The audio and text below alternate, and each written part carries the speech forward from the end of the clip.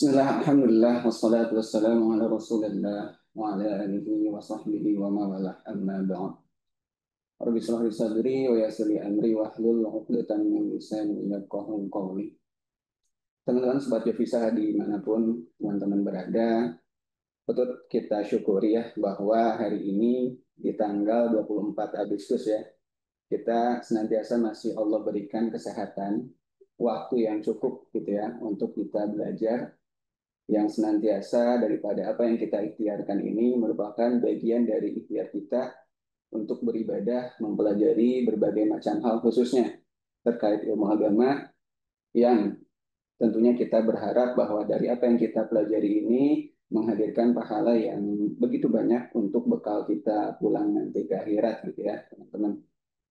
Oke, perkenalkan teman-teman bertemu lagi dengan aku Ahmad gitu ya. Beberapa minggu lalu kita sempat belajar bersama gitu ya, dan kali ini izin aku coba memandu sesi Jovi Soft Talk hari ini yang bertemakan sibuk upgrade diri bukan cari validasi gitu ya. Tentunya selama 1 jam 30 menit ke depan gitu ya, sampai dengan 21.30 waktu Indonesia Barat kita maksimalkan nih gitu ya untuk belajar bersama, pun aku pun mengingatkan untuk teman-teman semua gitu ya untuk eh, apa namanya itu menyiapkan buku dan catatannya mungkin gitu kan, terus duduk. Nah, ini duduk penting teman-teman karena dari apa yang aku pelajari sejauh ya selama ini gitu ya, ketika kita belajar tapi dengan posisi yang tidak nyaman kadang cukup mempengaruhi nih teman-teman gitu ya. Jadi lebih baik kita coba duduk dengan sigap, dengan rapi. Kalau bisa ada di meja gitu ya teman-teman, karena kalau di kasur biasanya bawaannya pengen tidur nih gitu kan. Oke, buat teman-teman juga mungkin yang belum ambil wudhu, kita masih ada waktu nih, 10 menit sampai nanti Kak Winda sharing tentang materinya. Jadi bisa mungkin kita maksimalkan kajian ini, pembelajaran kita malam ini, supaya pahala yang kita dapatkan benar-benar maksimal gitu ya. eh aku coba tes dulu mungkin buat teman-teman semua yang masih ada di Zoom. Di sini aku cek ada 33 ya teman-teman. Oke, mungkin teman-teman panitia juga coba tolong ya ke grup untuk di-remind lagi supaya teman-teman semua bisa segera join karena 10 menit lagi kita akan mulai sesi kajiannya nih gitu ya. Sambil menunggu teman-teman yang lain gitu ya. Seperti biasa aku akan mengingatkan teman-teman nih bahwa kita ini hidup di dunia ditugaskan oleh Allah sebagai manusia untuk beribadah. Kata Allah, "Wa ma khalaqtul jinna wal insa illa liya'budun." Dan artinya ketika kita ditugaskan untuk ibadah, kita harus memaksimalkan nih apa yang kita kerjakan bernilai ibadah juga gitu ya. Dan penting sekali bahwa bagian dari ibadah itu ada yang namanya pahala jariah, teman-teman gitu ya. Nah, aku berharap nih teman-teman semua yang saat ini sudah join gitu ya, nanti di akhir acara ataupun mungkin ya selama acara ini berlangsung, sesi pembelajaran ini berlangsung, teman-teman bisa menulis summary ini gitu ya. Kenapa summary ini penting? Supaya teman-teman bisa sekaligus mempelajari ulang mungkin di kemudian hari pun teman-teman bisa share tuh summary teman-teman yang dibuat baik ke grup keluarga, grup lingkungan teman-teman ataupun sosial media teman-teman masing-masing nih gitu ya. Kenapa? Karena dari apa yang teman-teman pelajari, yang mana misalnya nih ada satu atau dua orang yang mendapatkan pembelajaran yang positif nih dari apa yang teman-teman baiki, tentunya ya selama postingan itu masih ada dan makin banyak orang yang mempelajari dan mendapat manfaat dari sana, tentu teman-teman akan mendapatkan pahala yang sama seperti yang dikerjakan ya, ya teman-teman yang mengimplementasikan gitu ya. Untuk itu aku remind juga buat teman-teman semua, kali ini kita telah mengundang gitu ya salah satu pemateri yang menurutku sangat sesuai dengan topik kali ini gitu ya, sibuk upgrade diri bukan cari validasi. Kenapa teman-teman? Karena pemateri malam ini itu kalau aku baca CV-nya nih teman-teman gitu ya, saat ini beliau sedang menyelesaikan pendidikan doktornya gitu ya. Artinya dengan usia yang masih muda gitu ya, dan saat ini sedang lanjut pendidikan dokter, tentu udah ada beberapa step nih teman-teman, termasuk juga aku yang kalah step nih dalam proses pendidikan.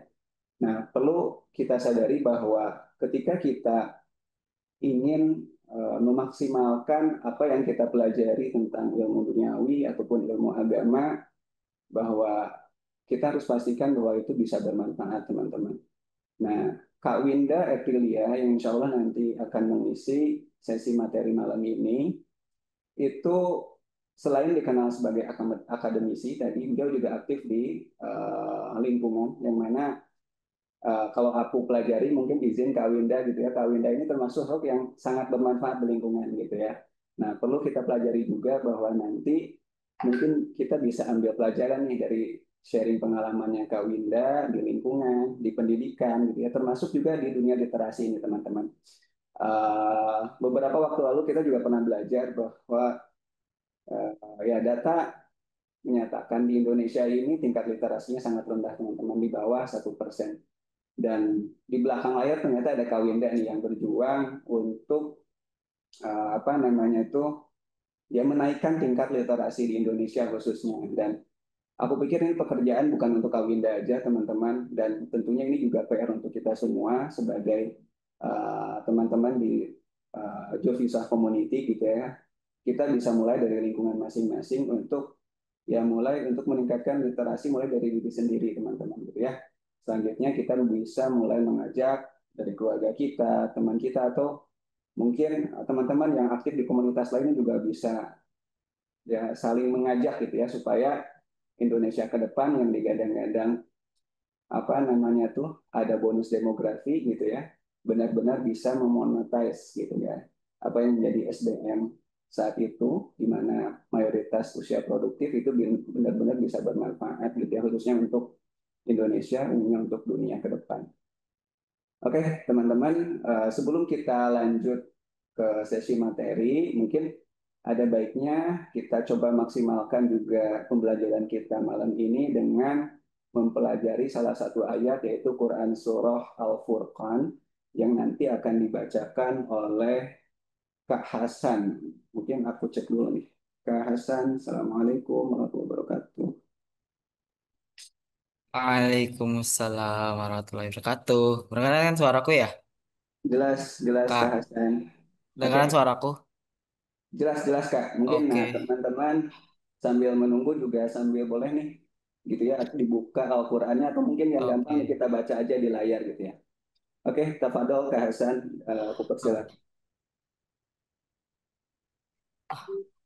أعوذ بالله من الشيطان الرجيم. بسم الله الرحمن الرحيم. الذي له ملك السماوات والأرض ولم يتخذ ولدا ولم يكن له شريك في الملك في الملك وخلق كل شيء فقدره تقديرا.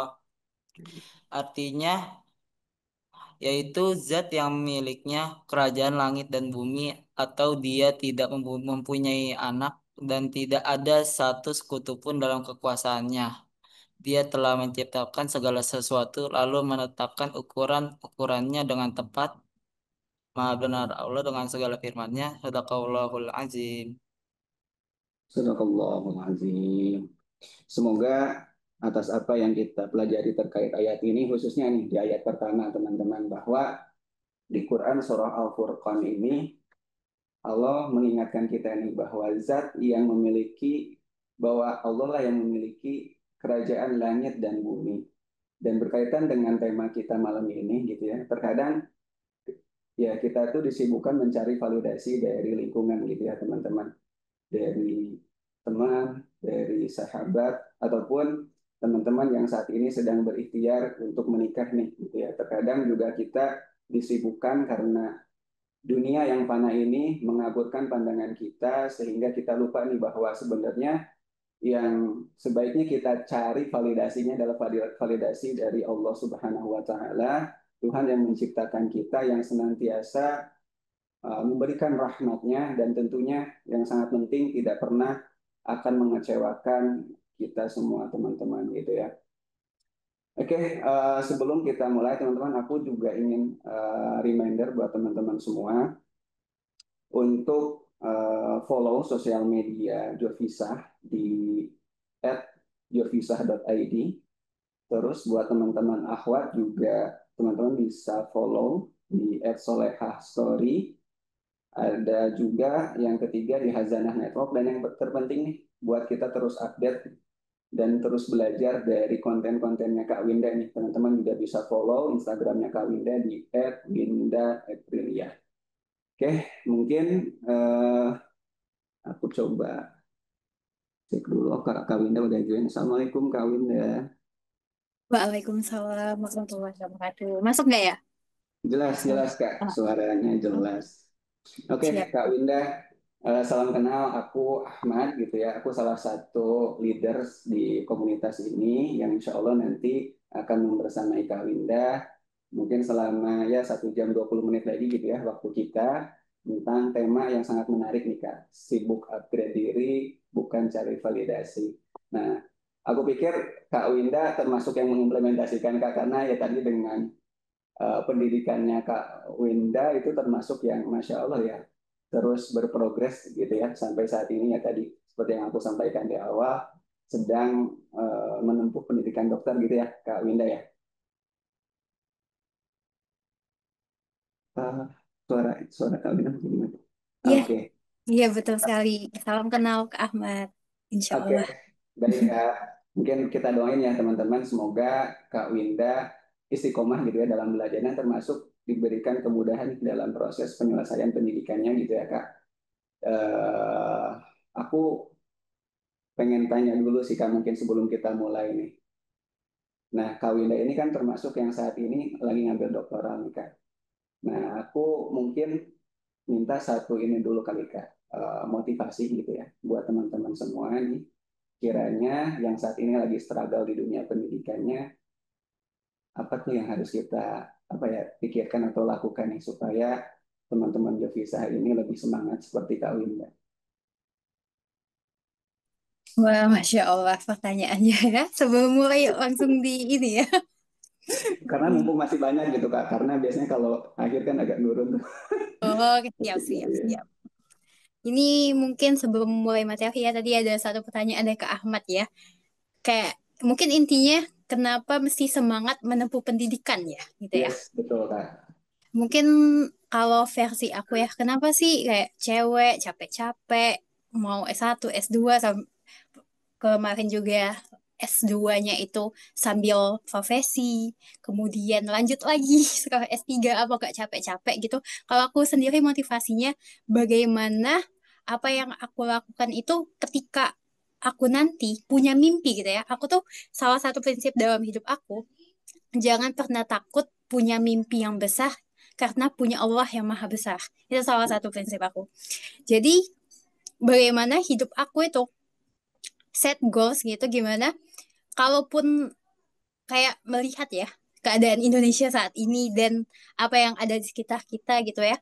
Kalau bisa kita itu menjadi memperoleh gitu ya, mendapatkan apa yang kayak set goals mimpi yang besar ketika kita punya kewenangan, kita punya wewenang, kita punya suatu hal yang mungkin kita ada di posisi yang tinggi, kita itu punya bisa buat kebijakan untuk umat. Itu mungkin salah satu motivasi besar untuk aku karena bagaimana ketika kita punya punya gimana ya, punya power gitu ya, punya kekuatan untuk do something gitu, kita punya bisa buat kebijakan-kebijakan yang berdampak untuk umat. Itu mungkin secara singkatnya sebelum nanti kita belajar sama-sama ya. Oke, siap Kak Winda. Penting nih teman-teman. Termasuk yang aku pikirkan nih Kak Winda, bahwa ketika kita ngupgrade diri, tentu kan mungkin itu seolah-olah kita naik tangga gitu ya. Ada kesulitan-kesulitan, dan salah satu yang menarik tadi yang Kak Winda sampaikan di awal, bahwa kita punya Tuhan gitu ya, Allah yang kuasanya ini tidak ada batasnya teman-teman. So ketika kita benar-benar memaksimalkan kedekatan kita dengan Allah dan meyakini dan berprasangka baik kepadanya, bahwa ketika kita upgrade diri, ada struggle, ada kesulitan, yakinlah bahwa kita ini memiliki Tuhan yang senantiasa akan membantu setiap langkah kita. Ini menarik teman-teman. Tentu aku rasa teman-teman sudah sangat penasaran nih tentang materi yang akan disampaikan Kak Winda. Kita langsung aja teman-teman, aku persilakan Kak Winda. Semoga belajar kita malam ini Allah mudahkan dan Allah berkati. Baik, terima kasih Kak Ahmad untuk openingnya ya. Izin, apakah sudah ini siap untuk share screen-nya? Dibantu teman-teman Jovisa ya? Tunggu ya Kak, bentar ya Kak. Coba dulu Oke, ya. Sip. oke, siap. Mungkin izin aku sambil buka ya teman-teman. Bismillah. Assalamualaikum warahmatullahi wabarakatuh. Waalaikumsalam. Ya, Masya Allah, tabarakallah ya. Alhamdulillah pada kesempatannya baik ini, Allah masih memberikan kesempatan kita semua ya untuk sama-sama belajar. Sebelumnya disclaimer teman-teman, di sini karena aku yang mungkin ya kesempatan untuk menjadi pemateri pada hari ini, tapi bukan berarti aku lebih baik dari teman-teman semua. Bisa jadi teman-teman di sini yang mungkin lebih baik, lebih hebat, lebih cerdas, atau lebih tahu gitu ya dibanding aku di sini. Tapi mungkin di sini kesempatannya bagi aku ya di sini ya Jovisa, alhamdulillah terima kasih ya.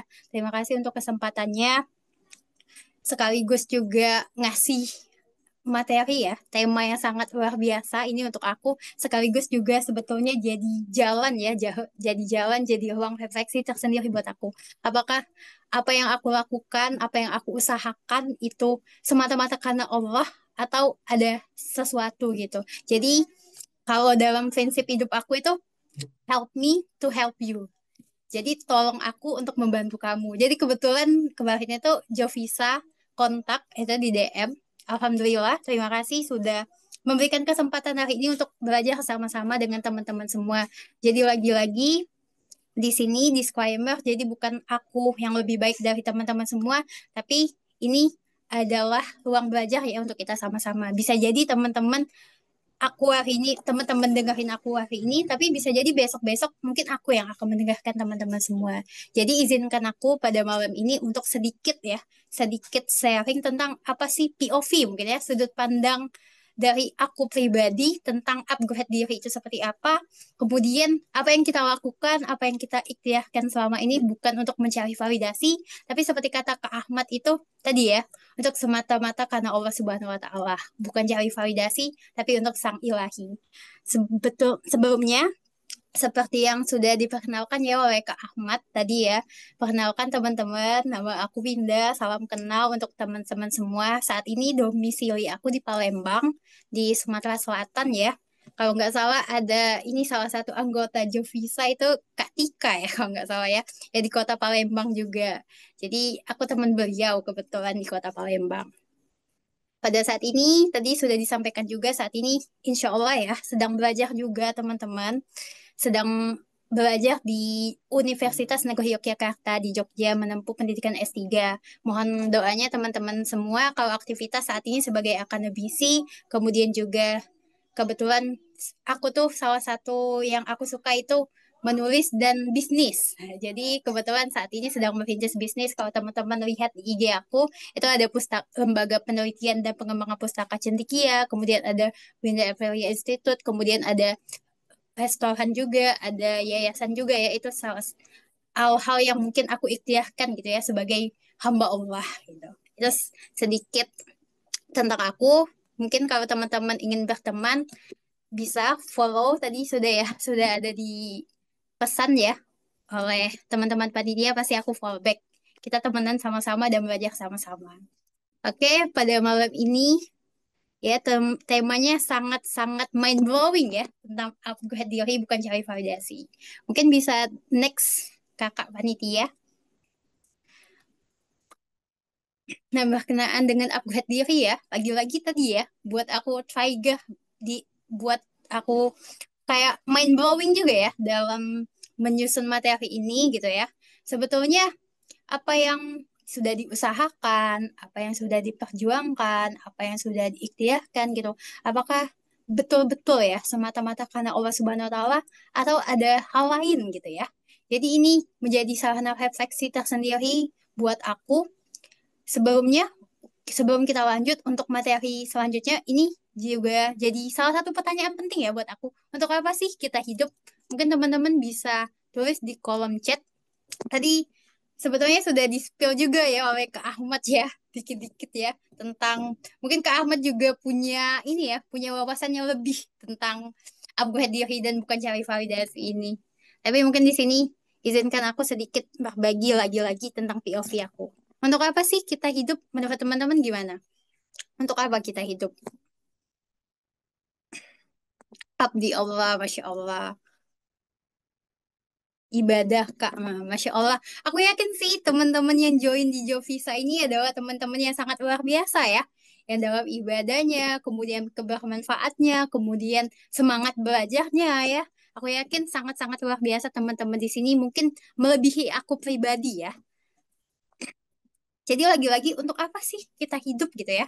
Jadi ini salah satu pertanyaan yang mungkin bisa jadi setiap hari aku tanyakan ya. Ketika aku capek, ketika aku jadi lelah, apalagi memang kayak S3 itu wah capek banget ya sebetulnya teman-teman ya.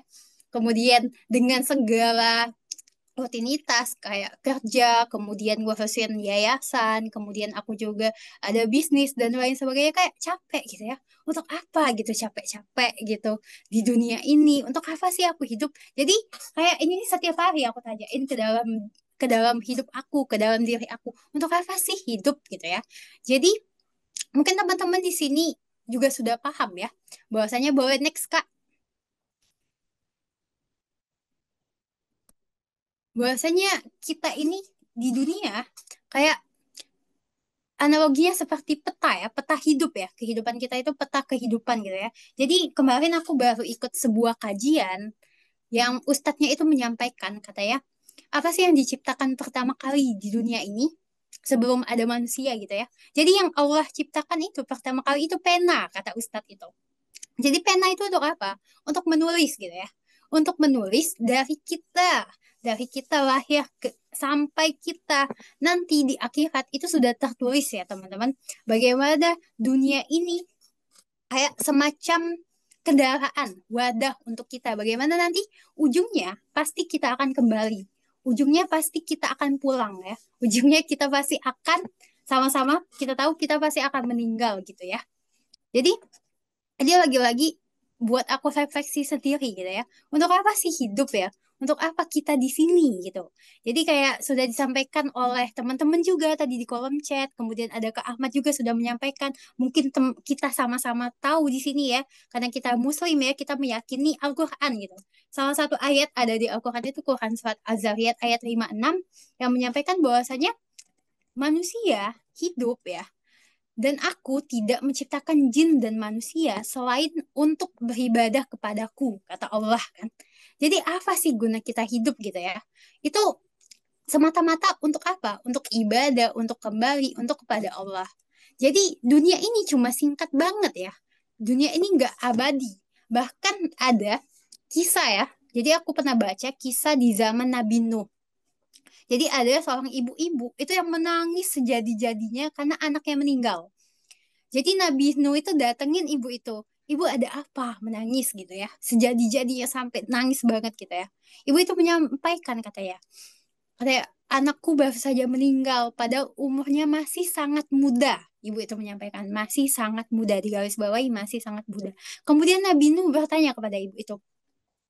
Katanya usianya berapa gitu. Umurnya berapa sampai ibu mengatakan masih muda banget gitu ya, tapi sudah meninggal sampai dia sedih banget. Katanya usianya 300 tahun.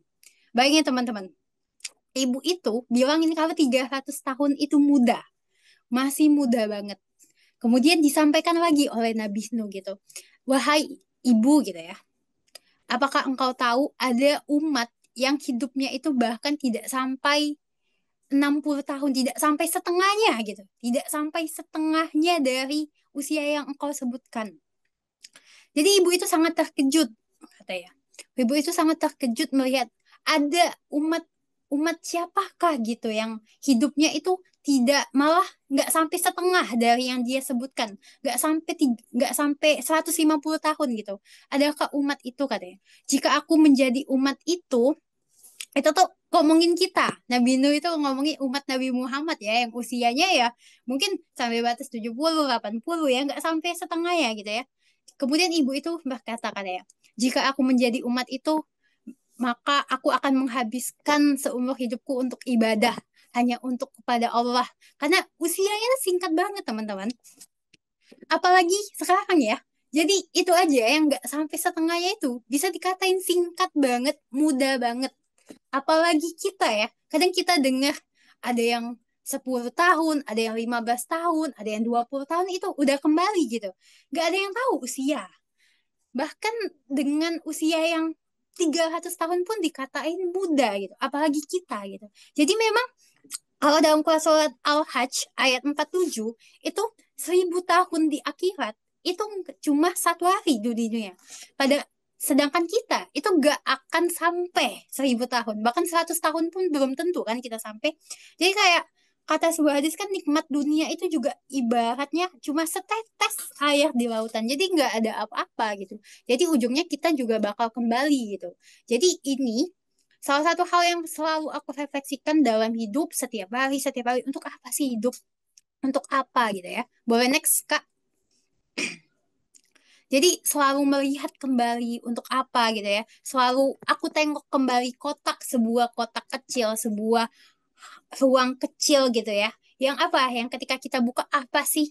Yang kata mungkin kita sama-sama di sini paham bahwasanya semua hal, semua apa yang kita lakukan ini adalah tergantung niatnya. Jadi kayak apa yang kita lakukan, apa yang kita ikhtiarkan, apa yang kita perjuangkan, kita mesti tengok lagi ya setiap hari. Termasuk juga aku pribadi ya, niatnya itu untuk apa gitu ya. Yang sangat-sangat berhubungan ya dengan materi kita pada malam ini ya, upgrade diri. Upgrade diri untuk apa? Apakah mencari validasi atau memang semata-mata untuk sang ilahi? Boleh next, Kak? Dia kayak niat gitu ya. Memang sesuatu yang sangat-sangat penting ya. Boleh next, Kakak panitia? Tolong next. Nah, niat ya. Niat ini adalah salah satu hal yang sangat krusial gitu ya dalam hidup ya. Apa yang kita lakukan, apa yang kita perjuangkan, apakah betul niatnya itu karena Allah? Kemudian bagaimana gitu ya? Kalau kita itu istiqomah, mungkin kita untuk misalnya kita set goals gitu ya, kita baru ikut sebuah kajian, termasuk aku juga ya teman-teman, karena iman itu naik turun. Jadi ketika baru ketemu ustadz ustazah, ketika kita baru ikut, mungkin ikut kayak acara pada malam ini ya, sharing-sharing, kita mungkin bisa set niat gitu ya, set goal, set niat bahwasanya niat kita karena Allah. Tapi lagi-lagi untuk besok-besok apakah niat itu bisa bisa istiqomah, bisa selamanya lurus. Oke, boleh next. Kemudian bagaimana sih kita memastikan bahwa niat kita itu tetap on the track gitu ya. Mungkin ini versi aku, POV aku, mungkin teman-teman punya tips yang lebih-lebih ya dibanding ini ya.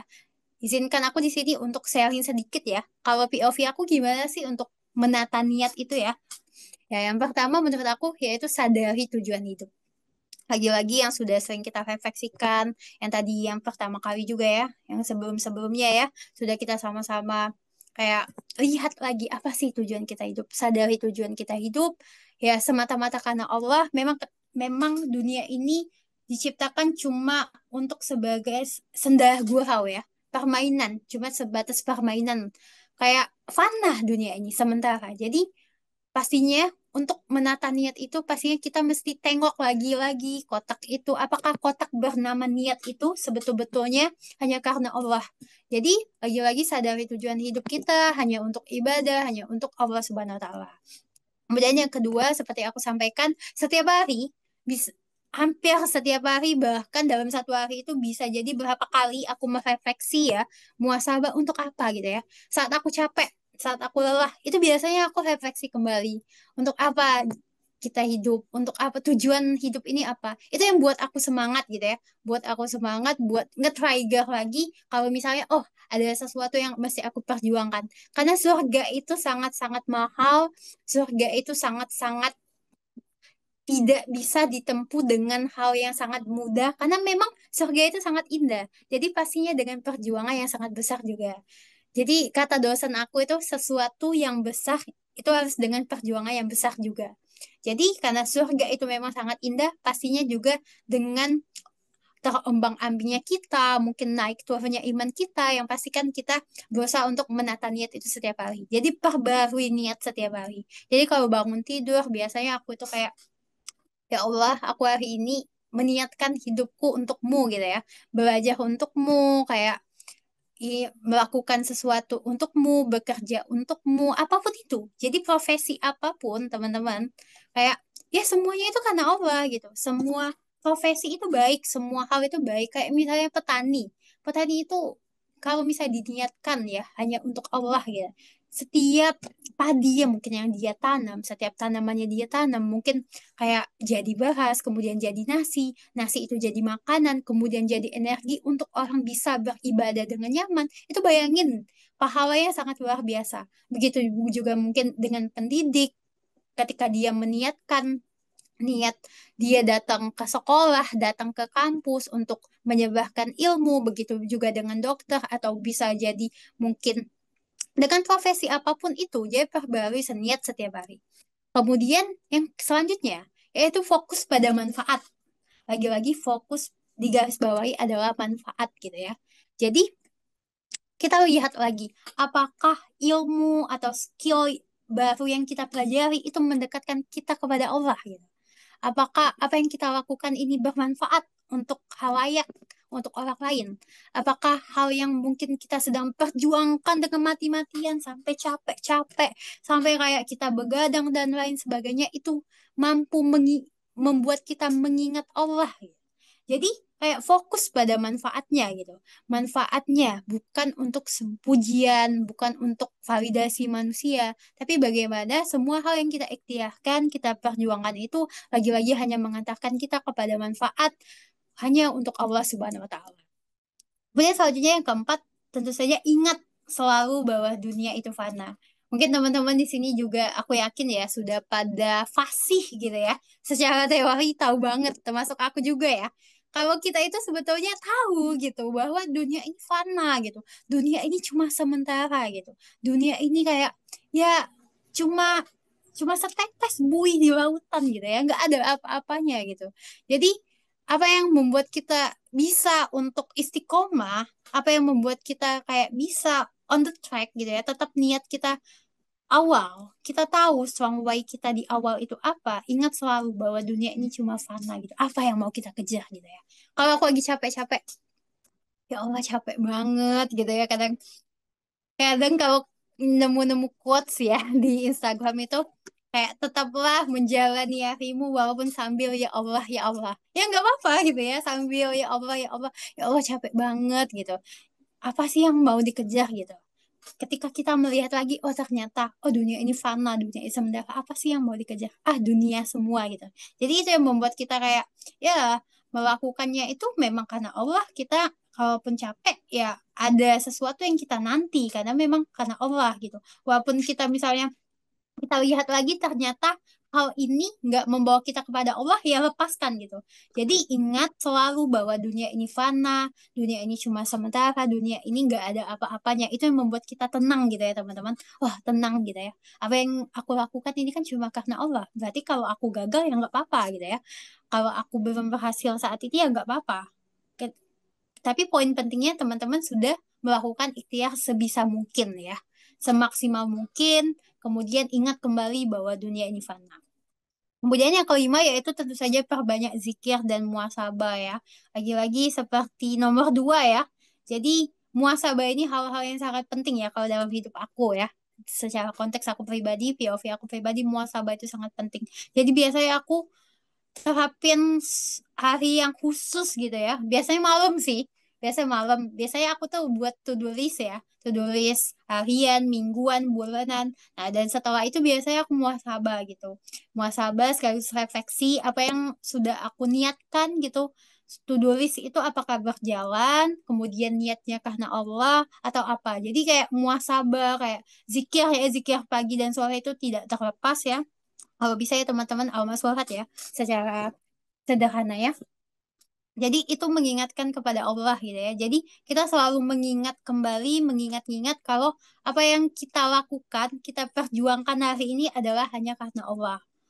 Kemudian yang keenam, tentu saja amalkan dengan ikhlas. Jadi, tentu tentu teman-teman di sini juga secara teori mungkin aku yakin sangat paham banget ya. Kalau misalnya kita itu ya, kalau bisa ya, apa yang kita ikhtiarkan, apa yang kita niatkan itu, kita mampu mengimplementasikannya, mengamalkannya dengan ikhlas ya. Ketika ilmu diamalkan untuk kebaikan umat, pasti Allah akan menambah keberkahan itu. Jadi inilah menurut aku sangat-sangat penting ya. Kita tahu tujuan hidup, kita memperbarui, kita lihat lagi niat itu, kemudian fokus pada manfaatnya, bukan pujian, kemudian ingat selalu bahwa dunia ini fana, kemudian perbanyak zikir dan muhasabah, dan tentu saja amalkan dengan ikhlas. Aku yakin ini mungkin menjadi peta ya bagi kita ya, untuk on the track pada niat yang semula kita sudah susun cuma untuk Allah Subhanahu wa Ta'ala. Boleh next, Kak? Nah, kemudian tadi ya kita sudah sama-sama refleksi kembali bagaimana sih cara istiqomah untuk niat kita ya. Kita meluruskan niat kita tengok lagi niat kita. Kemudian selanjutnya bagaimana sih cara cara upgrade diri ya. Tadi mungkin teman-teman sudah disampaikan ya oleh Kak Ahmad ya. Kemudian aku juga sudah memperkenalkan sedikit tentang aku. Ya mungkin secara konteks duniawi nggak tinggi-tinggi banget ya prestasi yang sudah aku capai. Kemudian hal-hal yang aku capai ya.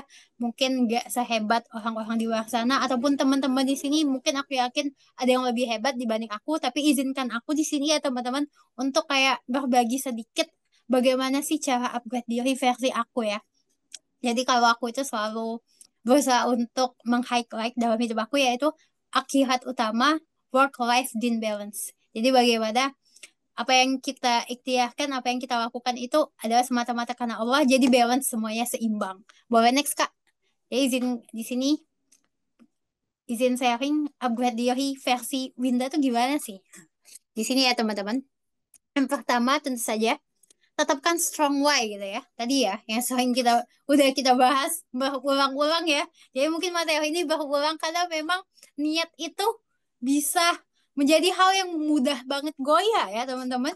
Jadi hari ini kita bisa semangat banget gitu ya, berjuang banget, tapi besoknya kita bisa lemah. Jadi tentu saja yang pertama, yang paling-paling utama adalah tetapkan strong why, niat.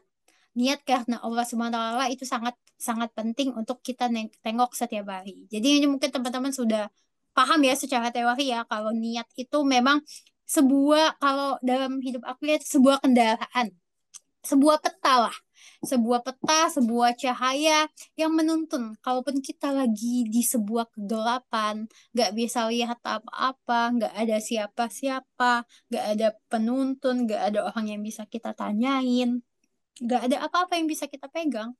Kalau misalnya niat kita itu memang kita niatkan untuk Allah Subhanahu wa Ta'ala, itu tuh bakal jadi sebuah cahaya untuk kita. Sebuah cahaya menuntun kita di sebuah kegelapan yang sangat pekat untuk nanti kita menemukan sebuah ruangan kembali. Oh, ternyata ini loh hidup kita. Untuk hidup kita, untuk ketenangan diri kita dunia akhirat. Jadi, tentu niat ini sangat penting. Kemudian yang kedua, terapkan konsep worldly scale for acquiring mission. Jadi tentu saja bagaimana kita, apa-apa skill yang kita pelajari gitu ya. Apa yang kita sedang perjuangkan saat ini, kita ikhtiarkan. Mungkin teman-teman di sini mungkin ada yang sedang belajar desain, ada yang lanjut sekolah ya, ada yang sedang menyelesaikan skripsinya, ada yang sedang menyelesaikan tesis S2-nya, atau mungkin sama kayak aku ya, sedang lanjut S3, atau mungkin sedang belajar skill baru, apa ya, skill di bidang fotografi, videographer, editing, atau teman-teman di sini ada yang sedang membangun personal branding di Instagram dan lain sebagainya, atau sedang membuat bisnis apapun itu kayak semuanya itu lagi-lagi kita arahkan, kalau bukan kalau bisa sih, pasti ya memang dihapuskan, sebaiknya dihapuskan itu hanya karena Allah Subhanahu wa Ta'ala. Jadi bagaimana memang untuk misi, untuk misi hanya mengejar cintanya Allah gitu ya. Jadi apapun profesi kita, apa yang sedang kita ikhtiarkan masing-masing di masing-masing jalan versi terbaik diri kita masing-masing, itu hanya karena Allah Subhanahu wa Ta'ala. Mungkin ada yang hari ini sedang ikhtiar di bidang desain gitu ya. Kemudian dia juga mendesain bagaimana sebuah quotes mungkin ya, sebuah quotes yang bagaimana quotes itu menyentuh orang lain untuk kayak menjadi sebuah amal jariah. Kemudian juga ada yang mungkin sedang berjuang menjadi seorang pendidik gitu ya. Pendidik yang setiap hari mungkin bangun pagi 6.40 sudah jam bahkan wah, jam 6 lewat itu sudah ada di sekolah. Bagaimana sebuah hal-hal yang kita kerjakan, capek-capeknya kita, lelah-lelahnya gitu, sayang banget kalau nggak hanya untuk Allah gitu ya. Jadi kayak percuma apa yang kita lakukan, apa yang kita ikhtiarkan itu kalau nggak karena Allah. Jadi sayang banget kalau itu bukan semata-mata karena emotion. Jadi bagaimana kita set goals, apa yang kita lakukan, apa yang kita niatkan itu cuma semata-mata karena Allah. Jadi terapkan konsep ini. Kemudian selanjutnya itu tentu saja tentukan target yang seimbang ya. Jadi bagaimana kita itu punya growth mindset. Jadi jangan sampai kita itu kayak sudah mental duluan ya, punya mental yang down gitu ya. Kayak takut, coba, ya takut gagal, takut yang lain dan sebagainya. Kalau dalam hidup apa ya, salah satu prinsip dalam hidup juga gak ada manusia yang gagal. Jadi nggak ada yang nggak muncul.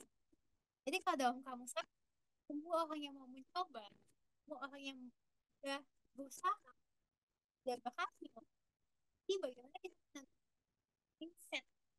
Jadi apa yang kita lakukan itu lah. Jadi juga salah satu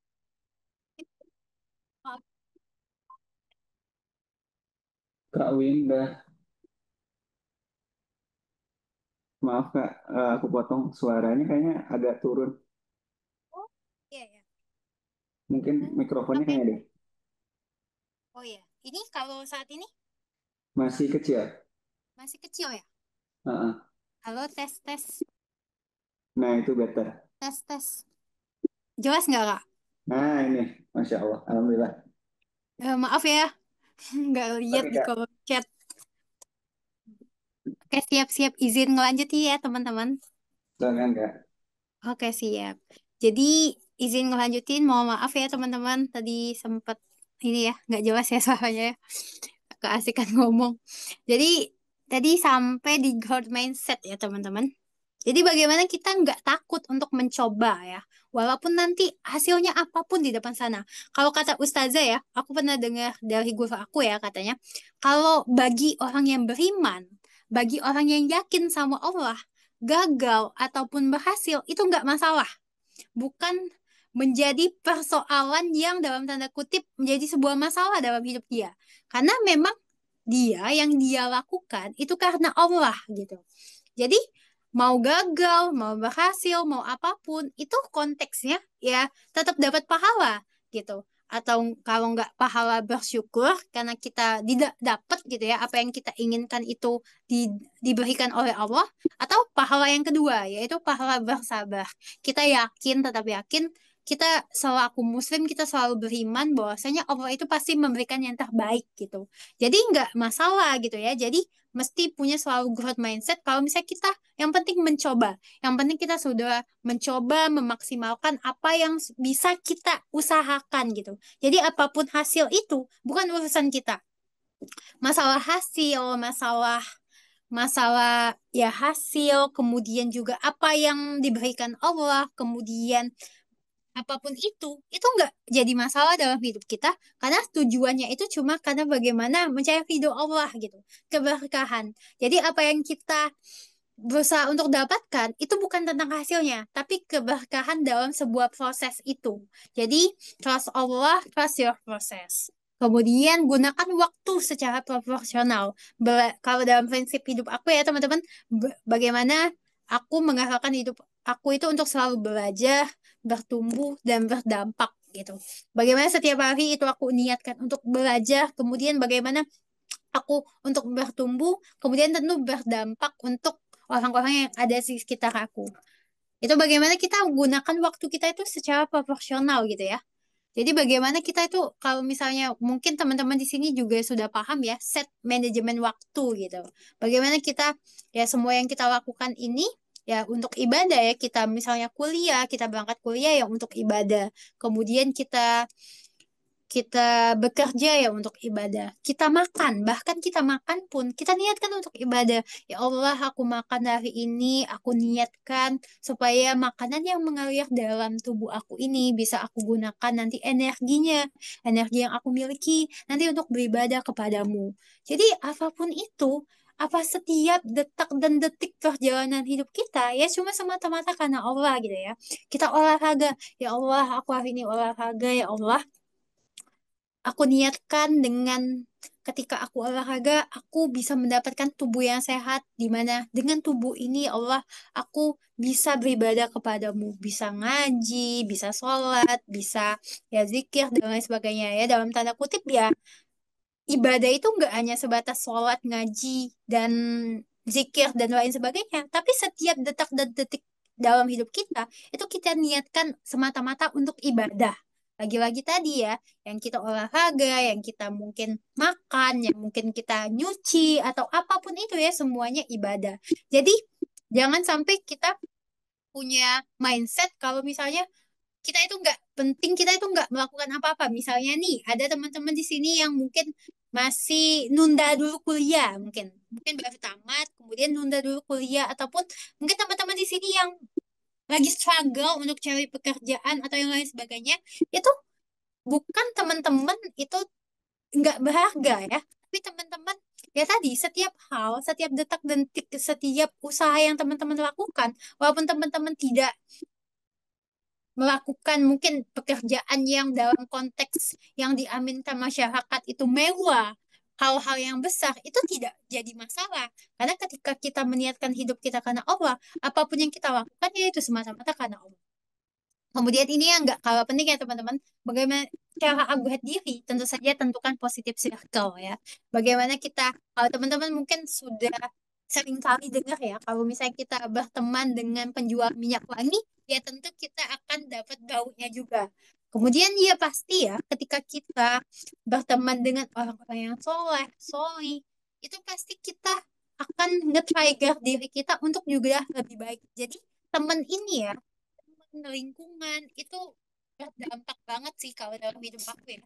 Jadi tentu saja itu mempengaruhi pola hidup kita, pola bagaimana berpikir kita. Kalau misalnya kita mendapatkan lingkungan yang positif, teman-teman yang punya growth mindset, teman-teman yang kayak ya ini apa namanya semangat untuk masa depan, lillah kita Allah, itu pasti juga berdampak dalam hidup kita. Jadi pastikan teman-teman berusaha untuk mencari positif circle ini ya.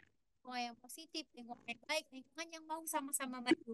Karena pastinya kalau misalnya kita dapat lingkungan yang dalam tanda kutip yang mungkin nggak negatif ya, tapi mungkin belum belum terlalu baik aja. Teman dengan orang yang nggak punya growth mindset, temannya punya teman-teman yang pesimis gitu ya, apa-apa kita misalnya bangun kita udah lah nggak usah capek-capek wih bangun bisnis kan udah kerja gitu ya. Yuk lagi ya, oh oh yo ya teman,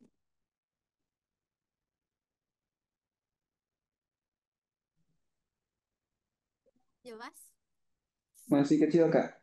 masih kecil ya Iya. ini saat ini.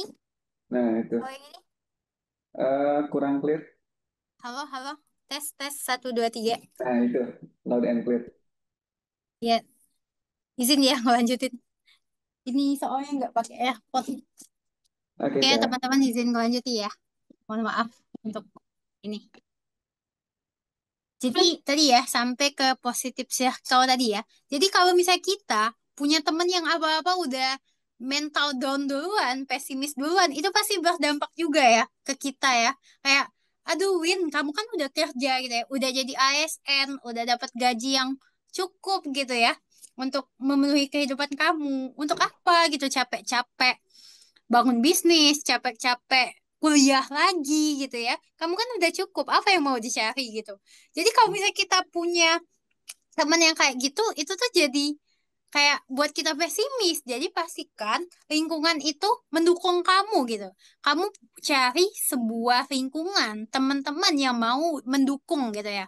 Yang saling mengingatkan, yang mau tiap hari menjadi lebih baik. Karena itu tuh kayak berdampak banget dalam hidup kita. Dan kalau misal udah ketemu temen yang seperti itu, udah ketemu teman-teman yang mengajak kita kebaikan, ke kajian, kemudian mendapatkan skill baru, atau teman-teman yang ngajak buat bisnis bareng dan lain sebagainya, itu jangan dilepas. Karena itu kayak susah ya dapat teman-teman yang mau sama-sama untuk berbuat kebaikan setiap hari. Jadi, positive circle itu sangat-sangat penting untuk kita upgrade diri. Kemudian selanjutnya ya muhasabah dan koreksi rutin. Seperti yang aku sudah sampaikan, lagi-lagi bisa hampir mungkin dalam satu hari itu bisa 3 kali 4 kali ya aku muhasabah dan koreksi rutin ya, apa sih niat aku, kemudian juga apa yang aku lakukan ini kayak untuk apa gitu. Karena pasti dalam setiap hari kita itu pasti ngerasa capek teman-teman, kita ngerasa capek, kita ngerasa lelah, kita ngerasa kayak jenuh gitu ya, aktivitas kita itu aja, kayak nggak selesai-selesai kerjaan ini. Kemudian mungkin bisa jadi kita dapat masalah yang bertubi-tubi, ujian yang bertubi-tubi. Kalau misalnya kita kayak strong why kita nggak betul gitu ya. Kemudian niat kita itu nggak kokoh, itu bisa jadi buat kita berhenti. Jadi pastikan kita itu berusaha ya untuk muhasabah dan refleksi setiap saat, atau mungkin kalau minimal lah seminggu itu sekali gitu ya. Kalau aku senang itu nulis. Kebetulan aku senang nulis, senang baca gitu ya. Jadi setelah misalnya aku biasanya habis refleksi itu biasa aku tulis gitu ya. Baik itu misalnya secara sederhana itu nulis aja di note HP dan lain sebagainya. Itu kayak nge-reminder kita kembali apa sih lagi-lagi tujuan kita. Kemudian tentu saja yang terakhir itu, jadi aku tuh salah satu prinsip yang aku terapin dalam hidup itu bukan seperti pada umumnya. Mungkin teman-teman yang sering kali teman-teman terdengar itu adalah ikhtiar dulu ya. Usaha, doa, tawakal. Jadi kalau dalam hidup aku itu kebalik teman-teman. Menurut aku, menurut aku ya POV ya, bukan menyalahkan yang melakukan ikhtiar, doa, dan tawakal, tapi menurut POV aku yang selama ini aku berusaha untuk terapkan adalah yang pertama itu tawakal, doa, baru ikhtiar.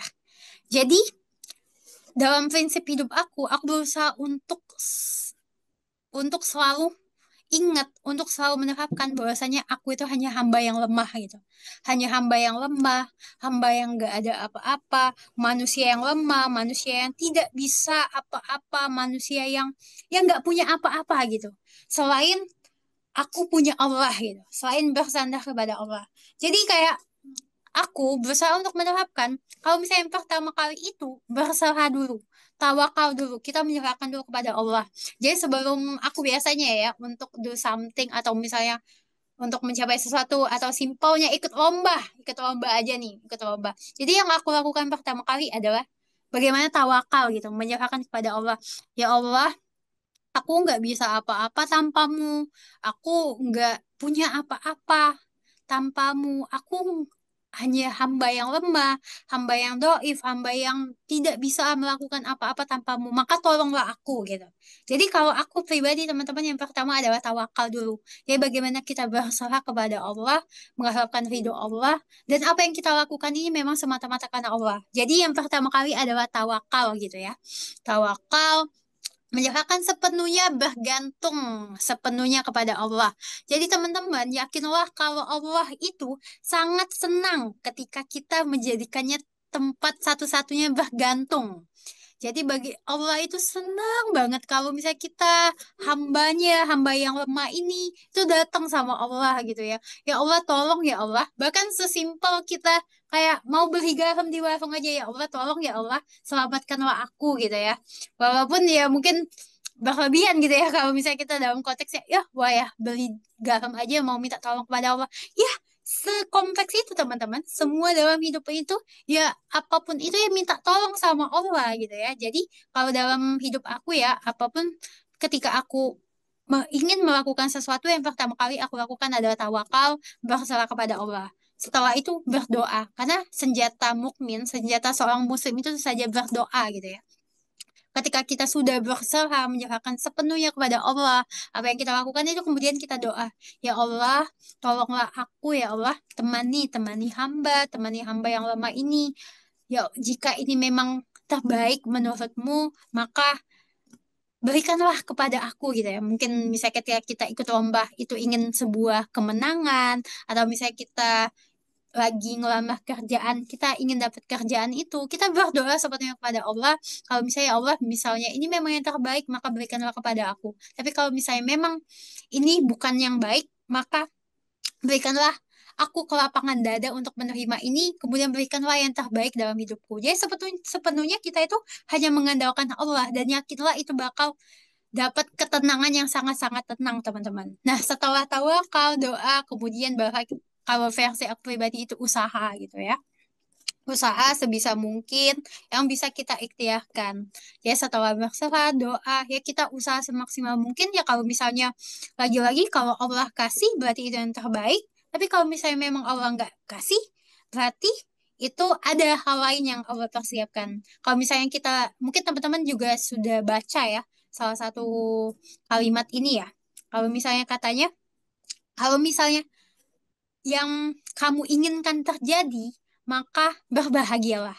Tapi kalau yang kamu inginkan tidak terjadi, maka sangat berbahagialah gitu ya. Sangat berbahagialah karena apa? Yang pertama ini adalah pilihan kamu nih. Pilihan kamu, rencana kamu. Tapi ternyata yang kedua ini adalah pilihan Allah.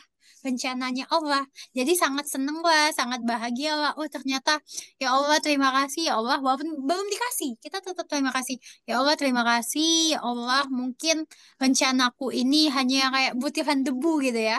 Butiran debu gak ada apa-apanya. Tapi aku yakin Engkau sudah menyiapkan rencana yang lebih baik dibanding rencanaku.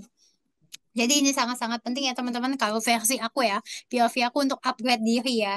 Terapkan niat, kemudian terapkan konsep Aquarium Mission, kemudian tentukan target seimbang, growth mindset, gunakan waktu untuk terus belajar, bertumbuh, bertambah, lingkungan yang positif, muasabah, dan tentu saja adalah tawakal, doa, dan ikhtiar. Oke, so, boleh next kakak. Kakak Panitia. Jadi teman-teman, lagi-lagi the last but not least, ini bukan hanya tentang upgrade diri ya. Jadi ini bukan hanya tentang upgrade diri, tapi ini melainkan ini adalah tentang menjalankan hidup yang berarti hanya untuk Sang Ilahi. Jadi lagi-lagi kalau kata guru aku ya, ketidakikhlasan itu, kekecewaan itu hadir karena ada yang kita harapkan dari manusia. Jadi lagi-lagi digarisbawahi kalau ketidakikhlasan, kekecewaan, rasa kecewa itu hadir, itu ada karena ada yang kita harapkan dari manusia. Kalau misalnya kita nggak ngarepin apa-apa dari manusia ataupun nggak ngarepin apa dari dunia yang fana ini, kita nggak akan kecewa.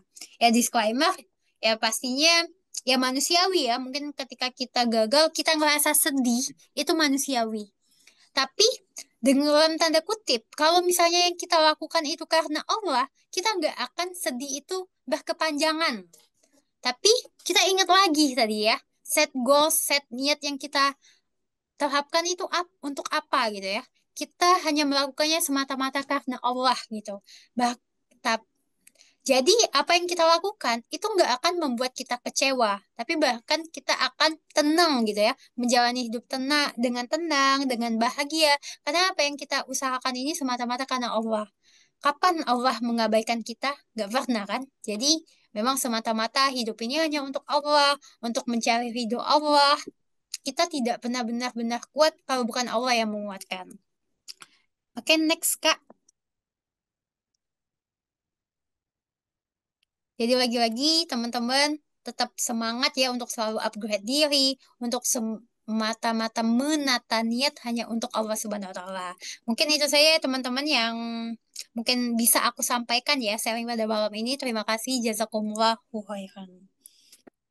Waalaikumsalam warahmatullahi wabarakatuh. Terima kasih Kak Winda, Masya Allah. Menarik nih teman-teman tadi ya closing statementnya Kak Winda. Ini bukan hanya tentang upgrade diri, melainkan tentang menjalankan hidup yang berarti hanya untuk Sang Ilahi. Aku sadar Kak Winda, mungkin teman-teman yang di rumah juga sama bahwa mungkin ada satu momen di mana kita tuh mengerjakan sesuatu hal sebenarnya tidak berdasarkan niat karena Allah gitu ya. Dan sayang banget kan gitu ya untuk sesuatu hal yang sangat fana dunia ini gitu ya. Kita hanya mengerjakan untuk sesuatu hal yang mungkin kita ya semu atau mungkin fiktif gitu ya. Dan untuk saat itu saja gitu ya. Sementara kita hidup masih panjang, teman-teman, masih ada beberapa uh, tempat yang akan kita singgahi, belum nanti alam barzah, akhirat, dan tempat yang kita rindukan nanti surga gitu ya. Oke, teman-teman, kita masuk ke sesi pertanyaan gitu ya. Tolong dibantu teman-teman panitia untuk share slide-nya. Insya Allah Kak Winda, kita masih ada waktu 30 menit lagi ya untuk kita bantu nih jawab teman-teman Jovisa, biasanya agak-agak menarik nih, terutama untuk Apritiri gitu ya. Kita coba mulai dari yang pertama dulu mungkin Kak Winda ya, terkait overthinking. Tafadhol Kak Winda. Oke, pertanyaannya bagaimana cara supaya tidak overthinking untuk mengejar standar hidup saat ini dan cuek terhadap omongan orang lain. Nah, ini PR kita sama-sama ya sebetulnya ya. Sama aku juga kebetulan Gen Z teman-teman ya. Gen Z ini dikenal dengan overthinking ya. Suka banget overthinking, kepikiran kayak apa apa pendapat mereka ya gitu ya. Mereka ngomongin aku nggak ya? Kalau aku ngelakuin ini, nanti mereka beranggapan apa ya? Sudut pandang tentang orang lain itu kayak sangat-sangat penting ya untuk Gen Z ini ya. Termasuk aku pribadi, PR untuk aku pribadi ya teman-teman, kayak overthinking ini. Tapi alhamdulillah ya, alhamdulillah semenjak beberapa tahun terakhir gitu ya, aku sudah berusaha untuk tidak overthinking lagi. Karena apa teman-teman? Overthinking itu kayak cuma buat kita stuck gitu ya. Overthinking itu cuma kayak semacam dinding yang membatasi kita untuk terus maju. Semacam kayak pembatas dinding, kemudian kayak ya penyakit lah gitu ya. Untuk buat kita itu nggak maju, untuk buat kita nggak terus growth, terus bertumbuh, terus berkembang. Jadi overthinking itu cuma sebetulnya cuma di kepala kita aja teman-teman. Jadi sebetulnya ya, kalau misalnya teman-teman ngelihat ya konten-konten ya yang sering di Instagram yang kalau aku tuh sering kali muncul di beranda itu sekarang itu orang lagi kayak hari pertama challenge ini apa namanya buat konten gitu ya, hari kedua, hari ketiga. Ya teman-teman, sebetulnya nggak ada yang peduli gitu ya. Nggak ada yang peduli. Orang itu sebetulnya sibuk dengan kehidupannya masing-masing. Orang kita mau ngelakuin ini, ngelakuin itu, orang nggak ada yang peduli gitu ya. Bahkan kemarin ada di luar negeri gitu ya, di Malaysia ya, ada orang yang kayak guling-guling ya, guling-guling di lantai. Dia itu buat sebuah konten bahwasannya walaupun mau jungkir balik sekalipun, ya nggak ada yang peduli gitu ya. Nggak ada yang peduli, nggak ada yang sebetul-betul sebenar-benar peduli dengan kehidupan kita. Jadi lakuin aja gitu. Apa yang membuat kita bisa bertumbuh, bisa berkembang, itu lakuin aja gitu. Kemudian mengejar standar hidup gitu. Jadi kita itu sering mengaminkan standar di masyarakat, mempercayai standar di masyarakat. Oh, kalau misalnya orang yang sukses, misalnya sederhananya kadang orang kampung gitu ya, mohon maaf saya sorry, kayak orang kampung itu kadang beranggapan kalau sukses itu mesti jadi PNS. Padahal ya kita sukses itu adalah definisi sendiri gitu. Secara sederhana, sukses itu adalah aku gitu. Aku ya orang sukses itu gitu ya. Jadi nggak ada standar hidup, standar manusia atau standar apapun yang pantas kita kejar selain standarnya Allah Subhanahu wa taala. Jadi kayak ya cuek aja gitu ya. Bagaimana cuek terhadap orang lain. Jadi bagaimana caranya cuek? Itu tadi kita tadi ya kalau versi aku ya, yang sudah aku sampaikan juga tadi, bagaimana kita selalu melihat kembali kotak yang bernama niat dan iman itu. Jadi bagaimana niat kita itu kalau misalnya kita udah set niat hari ini, set goals untuk hari ini. Jadi jangan kita ya jalan aja, tapi kita selalu tengok gitu ya. Kita tengok, kita sirami, kalau misalnya tanaman itu kita kasih pupuk gitu ya. Bagaimana tanaman itu bisa tumbuh subur gitu, tumbuh bunga yang mekar, harum, dan lain sebagainya. Jadi yang kita kejar itu bukan standarnya manusia. Kalau misalnya kita ngejar standar manusia, itu nggak ada habisnya. Jadi bagaimana kita orientasinya itu cuma karena Allah. Jadi ini salah satu juga dalam hidup aku ya teman-teman. Jadi ketika kita orientasi kita itu bukan karena Allah, yakinlah itu tuh bakal buat kita kayak ngerasa nggak cukup gitu ya. Kemudian buat kita ngerasa kayak banyak takut gagal, takut ngecewain, takut ini, takut itu, kemudian sedih, kemudian tidak tenang. Itu kalau misalnya kita ngejarnya standar manusia. Tapi kalau kita satu-satunya yang kita jadikan orientasi adalah standarnya Allah, itu lagi-lagi teman yang seperti aku sudah sampaikan, bahasanya kita tidak penting gagal, berhasil, senang, bahagia itu tidak penting dalam hidup kita. Karena yang kita kejar adalah bagaimana ridho Allah ridho. Kalau misalnya aku ya dalam hidup aku ya teman-teman aku berusaha nerapin ini setiap hari.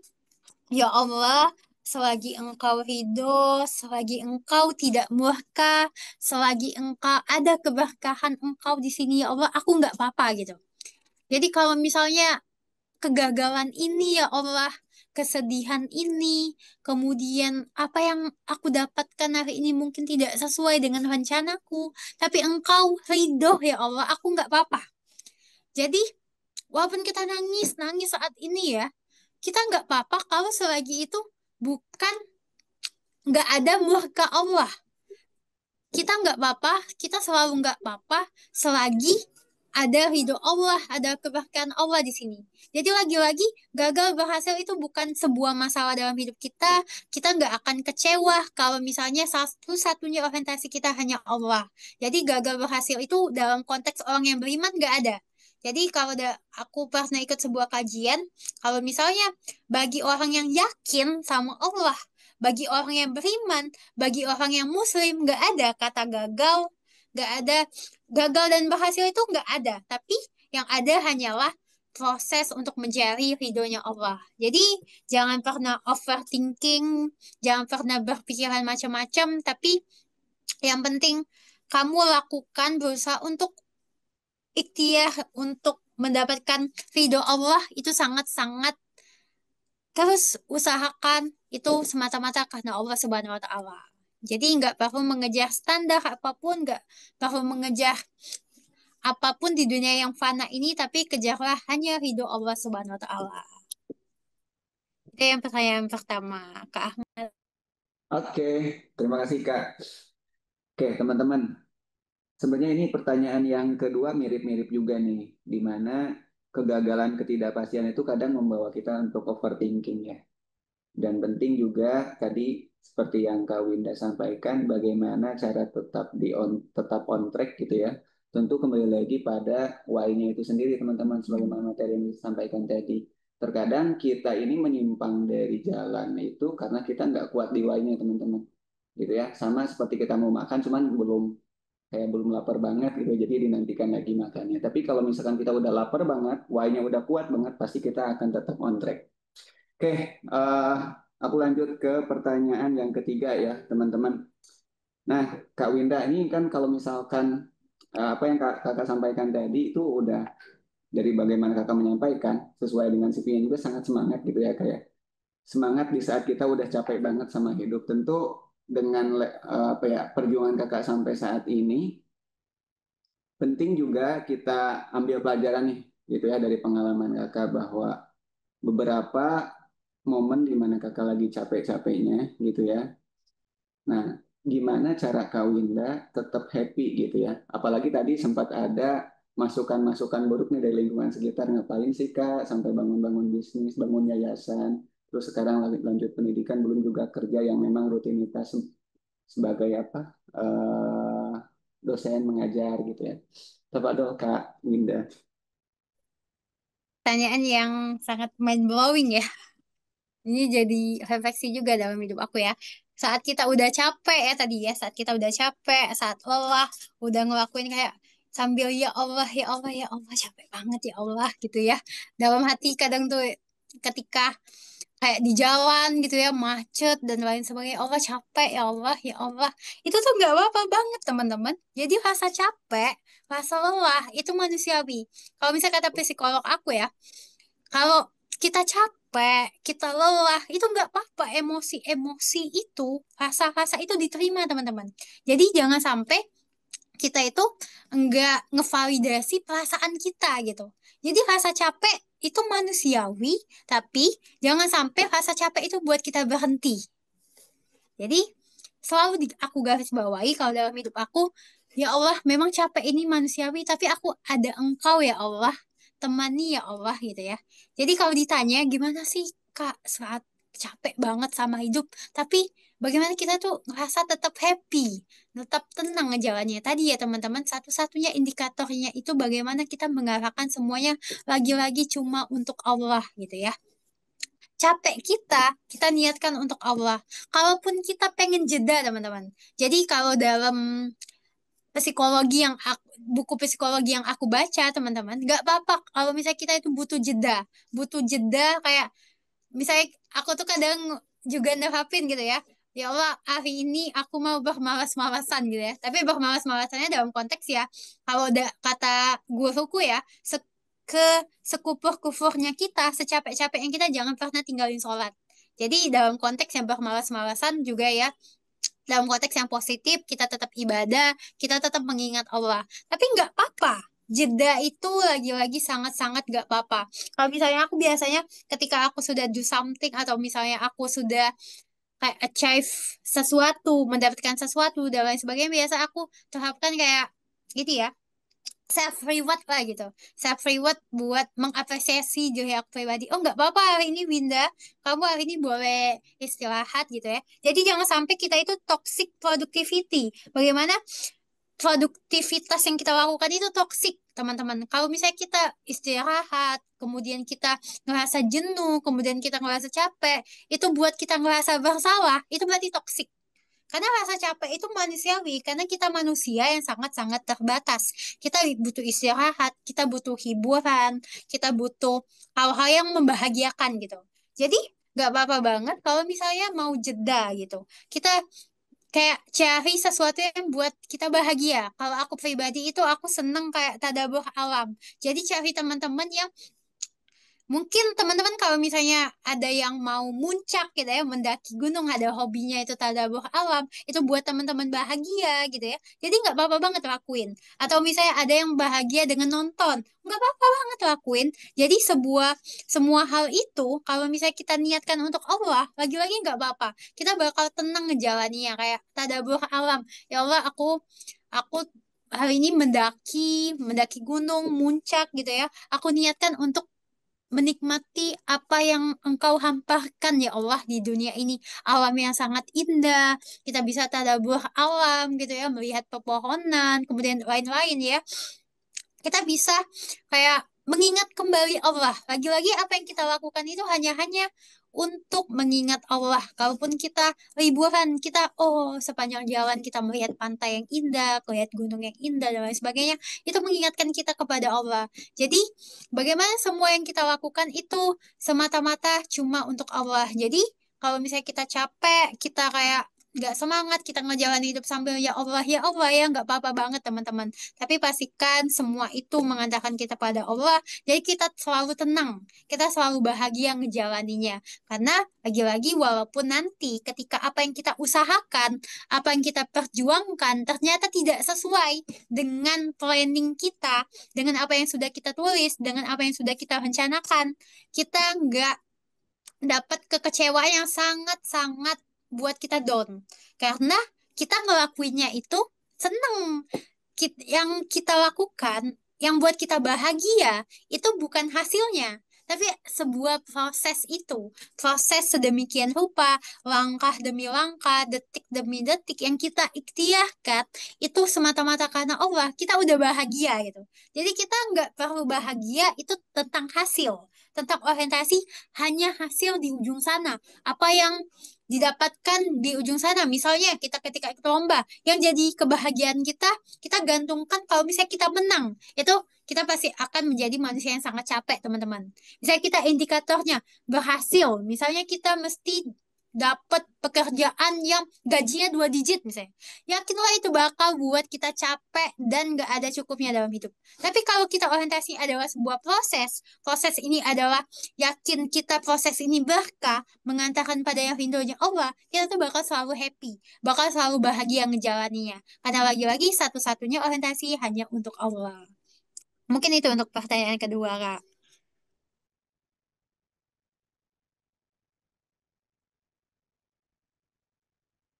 Ini kayaknya masih mute deh, Kak. Kak Ahmad. Gak ada, gak ada suaranya, Kak. Oke, oke, sorry, sorry. Ternyata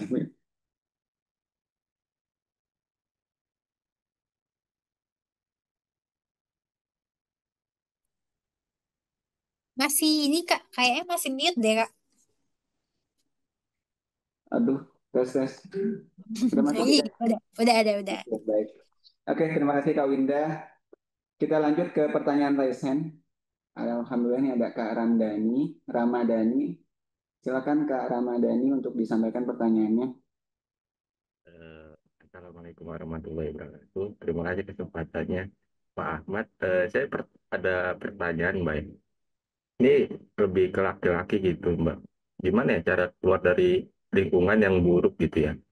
Di satu sisi lain pun kita membutuhkan dia untuk sesuatu misalnya. Nah, kita kan nggak mungkin langsung pergi jauh langsung gitu kan. Nanti kita ngomong dan segala macam pasti ya bakal di tempat tuh, wah ini ada butuhnya doang nih, kita kan nggak mau juga omong-omongan seperti itu, Mbak ya. Gimana, Mbak? Oke, menarik nih. Mungkin mewakili banyak ikhwan sebenarnya. Kadang ketika terjebak dalam satu kondisi, Kak Winda gitu ya, ada di lingkungan yang buruk nih. Mau coba keluar, tapi nggak enak nih circle-nya di dalam, teman-teman nongkrong di dalam gitu ya. Nah, mungkin ada tips nggak nih Kak Winda di pengalamannya, apalagi Kak Winda di kampus mungkinnya sebagai dosen, ada nggak sih mungkin mahasiswa-mahasiswa juga yang relate nih kasusnya dengan Kak Ramadhani? Pertanyaannya yang sangat menarik ya. Bagaimana kalau misalnya kita itu ya mungkin bukan terjebak ya, tapi ada di sebuah lingkungan yang dalam tanda kutip bukan tidak baik, tapi hanya saja mungkin belum baik. Jadi teman-teman, kita nggak bisa kayak misalnya kita ya, kalau kata guru aku itu ya, kita tuh nggak bisa mewarnai setiap orang gitu ya. Jadi dalam hidup ya pasti kita menemui banyak kepala, banyak karakter, banyak sifat dan lain sebagainya. Jadi rambut kita bisa sama hitam, tapi hati, sikap, karakter nggak ada yang tahu gitu ya. Bagaimana memang Allah itu menciptakan dengan perbedaan gitu ya. Berbeda-beda dari sikap, dari sifat, kemudian dari apapun itu berbeda. Bukan tidak baik Allah menciptakan itu, tapi hanya saja mungkin ini sebuah ada yang datang dalam hidup kita, banyak yang datang dalam hidup kita. Manusia-manusia itu banyak datang dalam semesta kita. Itu ada yang untuk menemani kita ya, menemani proses kita untuk lebih baik, mungkin menjadi teman pengingat, mungkin menjadi sahabat kita. Ada juga yang sebagai ujian, ujian bagi kita, apakah kita bisa tetap istiqomah gitu ya, di tengah mungkin teman-teman yang dalam tanda kutip tadi ya, masih belum baik, mungkin masih sholatnya lalai, mungkin ibadahnya mungkin dalam tanda kutip yang belum sepenuhnya mengingat Allah gitu ya. Itu ada yang orang-orang yang didatangkan Allah itu sebagai ujian ya. Ujian dalam hidup kita, apakah kita bisa tetap istiqomah di tengah lingkungan yang seperti itu. Jadi kalau dalam sudut pandang aku pribadi ya, mungkin bisa ditambahin oleh Kak Ahmad ataupun teman-teman yang lain ya, di kolom chat ataupun bisa raise hand ya. Kalau dalam sudut pandang aku pribadi, ya tugas kita itu bukan untuk merubah semuanya gitu ya. Kita mungkin bisa berusaha, mungkin ketika kita dapat circle yang demikian, kita berusaha untuk misalnya nih, sederhananya ngingetin sholat. Itu kita udah berusaha, tapi dalam tanda kutip ya mungkin mereka belum mau. Itu jadi bukan ranahnya kita untuk mengubah semua orang, tetapi kita yang penting kita berusaha untuk mengingatkan. Dan tadi konteksnya itu kita membutuhkan gitu ya teman-teman. Iya, jadi kita pastinya dalam kehidupan aku juga demikian ya teman-teman. Jadi kalau kata guru aku, dakwah yang pahalanya besar itu bukan dengan orang yang sudah paham. Tetapi malah dakwah yang pahalanya itu gede, itu dengan orang yang awam. Dalam tanda kutip, orang yang belum mengenal Islam sepenuhnya secara kafah. Itu malah pahalanya gede. Kebetulan aku pribadi juga di lingkungan yang demikian. Bukan dalam tanda kutip lingkungan aku tidak baik, tapi ada satu hal yang dalam suatu pekerjaan, apalagi di suatu instansi ya, ya mungkin kalau misalnya kita di lingkungan yang memang nuansa Islam, mungkin sekolah apa namanya, misalnya kampus Islam, sekolah Islam dan lain sebagainya, itu mungkin kita nggak jadi semacam tantangan buat kita. Tapi kalau misalnya kita di suatu perusahaan nih, mungkin suatu perusahaan yang dalam tanda kutip orang-orangnya belum baik gitu ya, orang-orangnya ya masih yang demikian itu ya. Jadi itu sebetulnya jadi salah satu tantangan buat kita itu bagaimana kita nggak hanya bagaimana mereka itu nggak bisa mewarnai kita, tapi kalau bisa kita yang mewarnai mereka pelan-pelan. Jadi nggak apa-apa menurut aku ya, ya Kak. Tadi yang nanya siapa? Jadi nggak Ramadhani. Kak Hamadani ya, Kak Hamadani. Jadi menurut aku ya kita nggak apa-apa banget ya berteman, tapi jangan bersahabat baik. Jadi kalau aku dalam konteksnya kita ngobrol gitu ya, kita sama-sama. Jadi kalau Nabi Muhammad itu ya dakwah itu pelan-pelan banget, dakwah yang sangat lembut, menerapkan dakwah yang sangat lembut, dakwah yang penuh kasih sayang. Jadi bagaimana orang-orang yang demikian itu merasakan indahnya Islam. Jadi jangan sampai kita ngerasa baik. Jadi kalau kata guru aku, jadi dalam hidup ini kita usahain banget, usahain banget kalau misalnya kita itu nggak pernah ngerasa baik. Jangan pernah ngerasa baik. Jangan pernah menghakimi orang-orang yang mungkin masih berusaha untuk menjadi lebih baik. Jadi jangan sampai lidah kita, Islam itu dinodai dengan lidah kita yang dalam tanda kutip mengatakan menghakimi orang-orang yang demikian.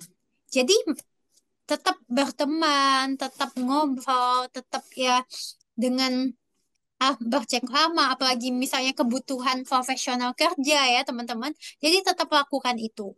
Tapi kita berusaha untuk tetap kokoh on the track pada niat kita, keistiqomahan kita untuk hijrah, untuk hanya kepada Allah. Kalaupun misalnya kita berusaha untuk berdakwah, dakwahlah pelan-pelan. Jangan sampai lagi-lagi apa yang kita sampaikan, perkataan kita yang mungkin dalam tanda kutip ada satu hal yang kita ngerasa, mereka ini tidak baik gitu ya. Jangan sampai ngerasa diri kita lebih baik dibanding orang lain. Karena teman-teman, salah satu prinsip yang aku sukai juga ya. Jadi, kalau kita itu menerapkan, kalau misalnya bertaubat, kemudian memohon ampunan kepada Allah, itu kayak hal-hal yang selalu kita nantikan gitu, hal yang sangat besar ya. Kemudian kalau misalnya kita ngerasa kayak, apa namanya, kayak ini nih, kayak berdosa, yakinlah kalau pintu ampunan Allah itu sangat besar. Jadi pintu ampunan Allah itu lebih besar dibanding dosamu. Tetapi lihatlah dosa orang lain itu lebih kecil, bahkan dibanding seekor semut sekalipun. Jadi kita buat kita ngerasa itu gak lebih baik dibanding siapapun, tapi kita berusaha untuk mengajak mereka untuk jadi lebih baik sama-sama.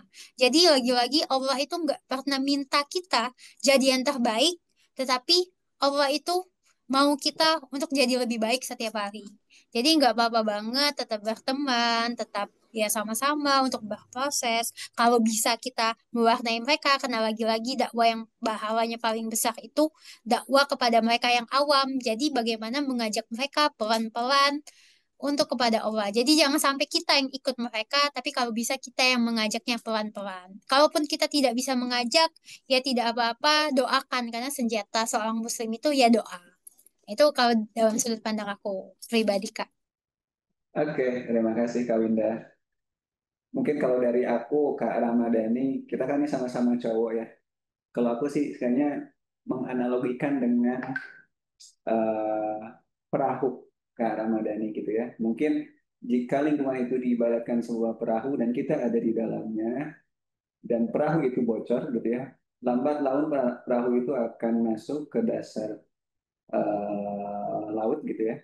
Dan penting sekali ada momentum di mana kita menyelamatkan diri itu di sana. Jadi memang mau gak mau nih kalau misalkan kita udah ada di lingkungan yang buruk ya pindah, ganti kapal gitu loh. Walaupun ya kita harus berenang-renang dulu sampai akhirnya kita menemukan kapal yang baru. Gitu Kak Ramadhani. Mungkin aku lanjut lagi, ada yang mau raise hand lagi teman-teman?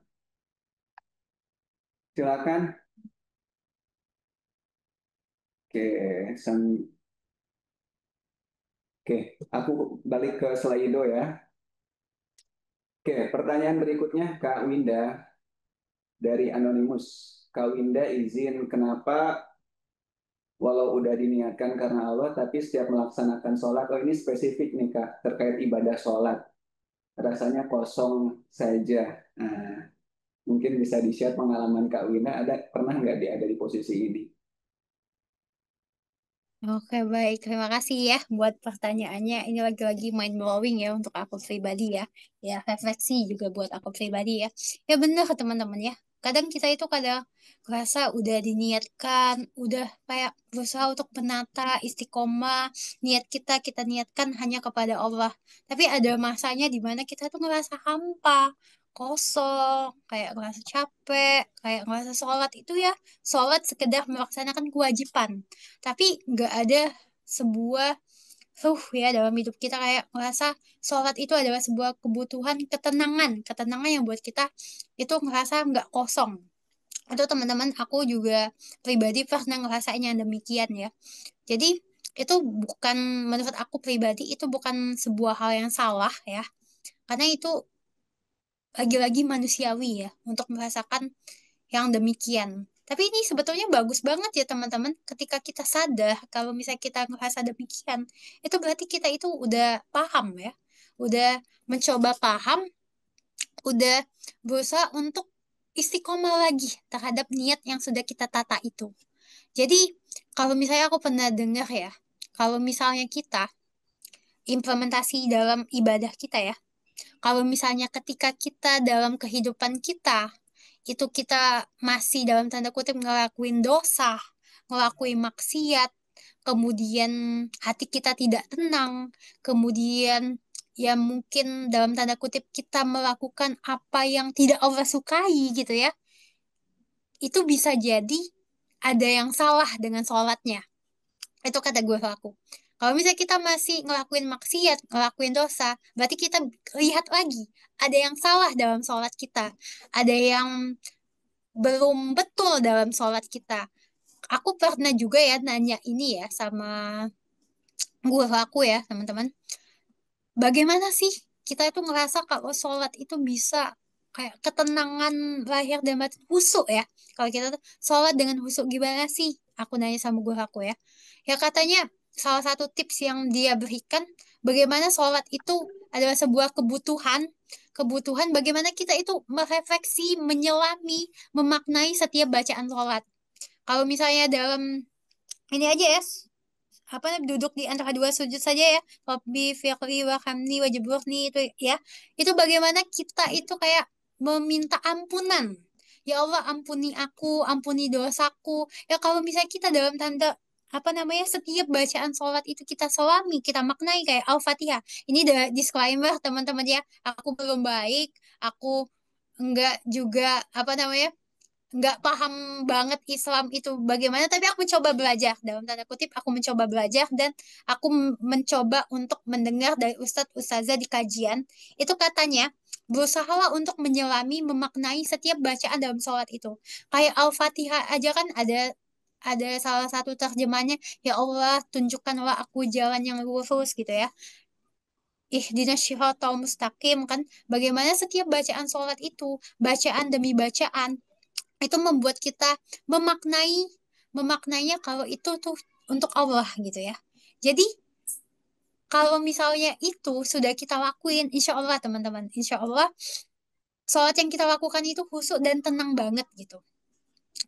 Jadi apapun yang kita lakukan itu kayak semuanya tetap on the track karena Allah gitu. Karena kita paham, kita mencobai memaknai setiap bacaan demi bacaan itu. Jadi itu salah satu tips yang diberikan oleh guru aku untuk bagaimana khusyuk dalam sholat. Kayak misalnya kita lagi capek gitu ya, kita nangis, itu enak banget sebetulnya sholat gitu ya. Kayak misalnya, ya Allah ini capek banget. Atau misalnya kita lagi di fase yang down, atau kita dalam fase kegagalan gitu ya. Itu tuh enak banget sholat. Sebetulnya ya, kalau aku pribadi ya, sholat yang betul-betul aku kayak sholat dengan kayak khusyuk malah saat aku tuh lagi di masa-masa yang capek, lagi masa down, lagi masa-masa sedih, itu tuh kayak dalam banget, kayak nangis ya dalam setiap bacaannya itu ya, kayak dalam sholat ya Allah kayak capek banget ya Allah. Jadi kita tuh kayak sepatunya mengadu, berserah, bergantung kepada Allah. Dan lagi-lagi teman-teman yakinlah Allah itu senang banget kalau kita menjadikannya satu-satunya tempat bergantung. Jadi jangan dulu kayak curhat sana sini, apa namanya, cerita sana sini, tapi mengadulah kepada Allah gitu ya. Apalagi betul banget Kak Via, apalagi kayak di sepertiga malam teman-teman, kayak nggak ada siapapun ya, kita cuma ada kayak dunia ini nggak ada siapapun, cuma ada kita dan Allah. Itu rasanya kayak just banget teman-teman, kayak tenang banget, ya Allah aku hidup hanya untukmu gitu ya. Kayak kita sebetulnya mengadu kepada Allah, curhat kepada Allah, itu kayak enak banget. Kayak kata Ibnu Qayyim juga ya, kalau misalnya kita ngerasa capek banget, kemudian kita ngerasa kayak nggak ada, bahkan mulut kita itu nggak bisa mengungkapkannya. Padahal kita itu pengen banget, banyak banget keinginan dalam hidup kita. Di hati kita itu kayak pengen ini, pengen itu, pengen doa ini, pengen doa itu. Tapi kita itu nggak bisa, apa namanya, kayak nggak bisa berkata-kata gitu ya, speechless, nggak bisa mengatakan apapun. Katanya jadikanlah setiap doamu menjadi istighfar gitu ya. Karena lagi-lagi teman-teman, doa, kekuatan keajaiban Allah, apa namanya, keberhasilan itu tuh sangat, kalau dalam konteks POV kehidupan aku ya, sangat berbanding lurus dengan ampunannya Allah gitu ya. Jadi ketika kita istighfar gitu ya, kita kan memohon ampunan kepada Allah. Insya Allah ketika Allah mengampuni kita, mengampuni dosa kita, itu kemudahan akan senantiasa hadir dalam hidup kita. Karena yang penting dalam konteksnya adalah Allah mengampuni kita, Allah bersama kita, Allah ada selalu menemani kita. Itu yakinlah teman-teman, itu semua jalan akan mempermudah dan kita akan senantiasa tenang gitu ya. Dan melaksanakan sholat itu adalah sebuah kebutuhan yang buat kita ketagihan. Jadi salah satu privilege kita sebagai seorang muslim, itu kita lahir sebagai orang Islam yang bisa sholat 5 waktu. Itu tuh kayak jeda banget, kayak lagi kerja gitu, lagi kerja capek-capek, azan zuhur, kita dikasih waktu isoma, kita sholat. Itu tuh kayak gimana ya, kalau ibarat HP yang baterainya kosong, itu kayak ngecas lagi nih dengan sholat. Kita ngecas lagi iman, kita ngecas lagi semangat kita. Itu tuh dengan sholat, itu sangat-sangat luar biasa menurut aku. Dan itu hal-hal yang sangat aku syukuri, yang buat aku sangat-sangat bersyukur lahir sebagai seorang Islam. Itu mungkin Kak. Oke, terima kasih Kak Winda. Jadi gitu ya teman-teman. Mungkin berhubung waktu, kita satu pertanyaan lagi ya dari Kak Dire nih. Spesifik ini berkaitan dengan jodoh nih Kak Winda. Bahwa Kak Dira mungkin ada di posisi di mana sedang berjuang untuk upgrade diri, tapi di sisi lain karena kesibukannya mengupgrade diri, bahkan sampai di usia sekarang, di usia 25 belum menikah, belum ada yang deketin malahan. Nah ini mungkin dari Kak Winda ada motivasi juga nggak nih buat Kak Dira nih? bagaimana jalan keluarnya, termasuk juga mungkin bisa mewakili pertanyaan semuanya mungkin ya dari teman-teman Sobat Jovisa yang ada di posisi Kak Dira. Silakan Kak Winda. Oh, Masya Allah, pertanyaannya sangat-sangat bagus ya. Mungkin ini kekhawatiran untuk kita semua gitu ya. Bagaimana kok kita umur sudah sekian tapi nggak ada yang deketin ya. Dan teman-teman, kalau dalam konteks aku pribadi, bersyukurlah gitu kalau nggak ada yang deketin. Karena orang yang berkualitas itu nggak sembarangan gitu ya. Nggak sembarangan dideketin gitu ya. Jadi kalau misalnya kita nggak ada cowok yang berani deketin, nggak ada cowok yang berani yang ngechat sana sini, itu malah bersyukur banget teman-teman. Masih belum cocok. Oh ya, belum ada yang cocok ya. Itu mungkin kekhawatiran kita sama-sama gitu ya. Ketika mungkin ada yang datang tapi nggak cocok, kemudian mungkin yang kita senengin tapi ya dalam tanda kutip mungkin belum datang ya, atau ada teman-teman lain juga yang tadi ya, yang apa namanya, nggak ada yang deketin dengan serius ya. Jadi kalau misalnya teman-teman sebagai seorang muslimah itu nggak apa-apa banget, nggak ada yang deketin dalam konteks chat yang ya yang tidak ada sebuah kepastian ya. Kalau Ikhwan cuma datang, cuma sekedar chat lagi apa, sudah makan belum, ya nggak ada kepastian yang demikian, ya bersyukur banget nggak ada cowok-cowok yang seperti itu yang datang dalam kehidupan akhwat, dalam kehidupan kamu itu, kamu pantas-pantas mensyukuri banget. Dan yakinlah, itu tuh bukan karena kamu tidak baik, tapi bisa jadi adalah sebaliknya, karena kamu adalah orang yang sangat berkualitas, orang yang sangat baik, orang yang sangat soleha. Jadi Allah itu mempersiapkan seseorang yang sangat-sangat akan menjadi memang sesurga, sehidup surga dengan kamu gitu ya. Jadi kayak kita sudah upgrade diri, kita sudah kuliah, kita sudah kerja, kita sudah belajar sana sini, jodoh belum datang, Allah belum kasihkan memang orang yang betul-betul serius. Ya nggak apa-apa banget teman-teman. Kalau misalnya kata ibu aku ya, selalu ngingetin aku, Winda, fokuslah untuk selalu menjadi. Fokuslah selalu untuk memperbaiki diri, bukan untuk mencari. Jadi kadang kita itu terlalu fokus untuk mencari gitu ya. Mencari yang kriteria ini, mencari yang baik, kemudian yang mungkin yang dalam tanda kutip yang soleh, kemudian yang ini itu dan lain sebagainya sesuai dengan kriteria kita. Tapi kita sibuk hanya mencari. Tapi kita tidak sibuk menjadi. Nah, itu yang sering banyak dilupain banyak orang ya. Termasuk juga self reminder buat aku pribadi, bagaimana kita sebagai seorang muslimah itu selalu sibuk untuk upgrade diri, memperbaiki diri, itu memang ikhlas karena Allah Subhanahu wa taala, untuk menjadi sebaik-baik madrasah, nanti madrasah pertama untuk anak kita, kemudian untuk istri yang bisa sami'na wa ata'na kepada suami kita, kemudian menantu yang baik untuk mertua kita, kemudian anak yang baik untuk orang tua kita dan lain sebagainya, itu fokuslah untuk menjadi. Jadi ketika kita sibuk untuk menjadi versi terbaik dalam diri kita, itu insya Allah banget, yakin teman-teman, yakinlah Allah itu akan mendatangkan jodoh yang terbaik, mendatangkan orang yang betul-betul serius dalam hidup teman-teman, yang akan sama-sama sehidup sesurga. Jadi yakinlah kalau misalnya Allah itu pasti mempersiapkan. Jadi ini salah satu quotes ya teman-teman, salah satu quotes yang sangat aku sukai, yang baru aku posting juga ya tadi pagi ya, postingan aku pribadi ya. Salah satu quotes yang aku sukai itu, rezeki, jodoh, maut itu bukanlah hal yang pantas untuk dikhawatirkan.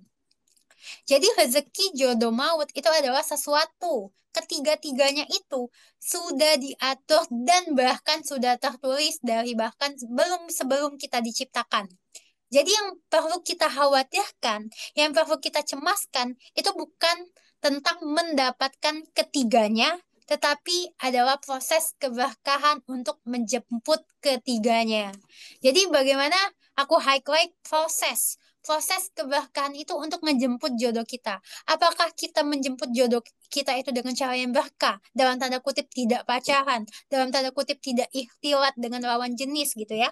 Ini juga saya reminder buat aku pribadi, bagaimana kita sebagai muslimah itu sebetul-betulnya menjaga diri ya. Berusaha untuk menjaga diri, untuk disibukkan dengan ilmu. Jadi mungkin teman-teman juga sering kali untuk mendengar ini ya. Wanita itu kalau tidak disibukkan dengan ilmu, tidak disibukkan dengan hal-hal yang bermanfaat, itu akan disibukkan dengan perasaan-perasaannya, disibukkan dengan prasangka-prasangkanya. Jadi kalau bisa sebagai wanita, kita itu jangan kayak khawatir tentang itulah, tentang jodoh, tentang laki-laki, tentang dan lain sebagainya. Tapi bagaimana kita fokus untuk memperbaiki diri kita aja. Yang penting kita fokus menjadi, kita menyiapkan diri untuk nantinya menjadi sebaik-baik madrasah pertama untuk anak kita. Dan ini hal-hal yang sangat mahal. Ini adalah prinsip yang sangat mahal bagi seorang muslimah, bagaimana dia nanti menjadi yang terbaik, bukan mencari yang baik. Karena tentu saja sebagai seorang muslim, kita meyakini kalau misalnya yang baik pasti akan didatangkan pada yang baik juga. Jadi tetaplah semangat untuk selalu upgrade diri, untuk memperbaiki diri, jangan pernah khawatirkan apapun, tapi tetaplah untuk berproses, untuk mencari keberkahan saat kita menjemputnya. Jadi pastikan saat kita diberikan itu oleh Allah, kita itu udah siap. Jadi sebetulnya doa yang kita lantunkan saat ini, doa yang kita langitkan saat ini, itu adalah suatu hal yang nantinya kita tuh udah siap apa belum gitu ya. Jadi Allah itu tahu banget zona waktu yang paling sempurna dalam fase hidup kita. Jadi ketika Allah belum ngasih, itu mungkin dalam sudut pandang kita, itu kok nggak datang-datang ya? Kok nggak sampai-sampai ya? Kok aku di sini-sini aja ya? Tapi padahal timing Allah, waktunya Allah itu sudah paling sempurna, teman-teman. Udah paling tepat, udah paling baik, udah paling kompleks banget. Nggak ada yang bisa nandingin waktunya Allah gitu ya. Jadi rencana kita, sebaik-baik rencana kita, itu baik banget rencana Allah. Jadi jangan sampai kita kayak menghakimi diri kita, oh aku nih nggak baik kayaknya ya, nggak ada yang betul-betul serius, kemudian nggak ada yang cocok, kemudian kok nggak ngeklik ya, nggak apa-apa banget kalau aku baca, nggak apa-apa kalau misalnya yang datang pun kita belum klik ya. Jadi memang kita itu harus dapat pasangan yang berusaha untuk sekufu, sefrekuensi, yang bisa kita tenang. Kita bisa berjuang dan belajar sama-sama. Jadi tetap yakin, tetap memperbaiki diri, tetap sambil untuk meyakinkan diri bahwasanya rencana Allah yang terbaik. Kalau kata Ustadz Anan Ataki itu keajaiban Allah itu tidak akan bekerja di hati yang tidak yakin.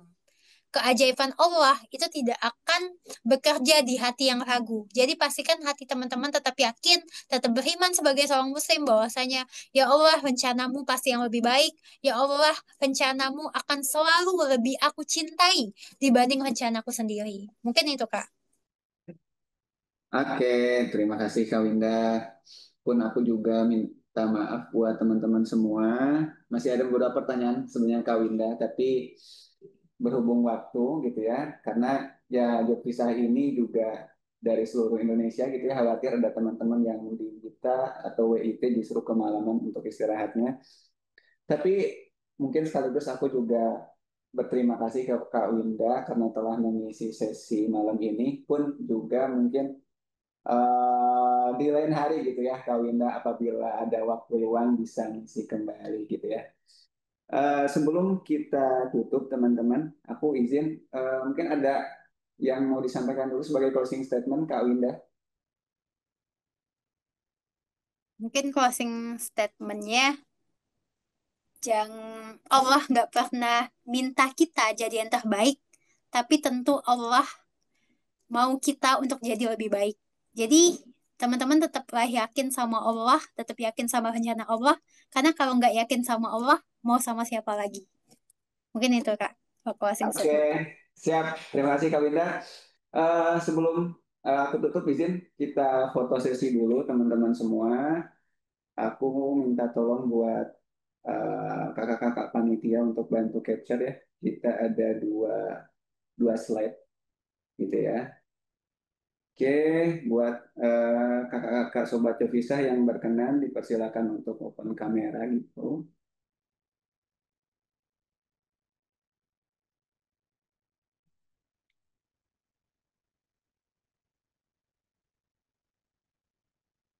Oke, tolong dibantu Kak Hasan, Kak Ataya untuk fotonya. Aku hitung mundur ya, 3, 2, 1, cheese.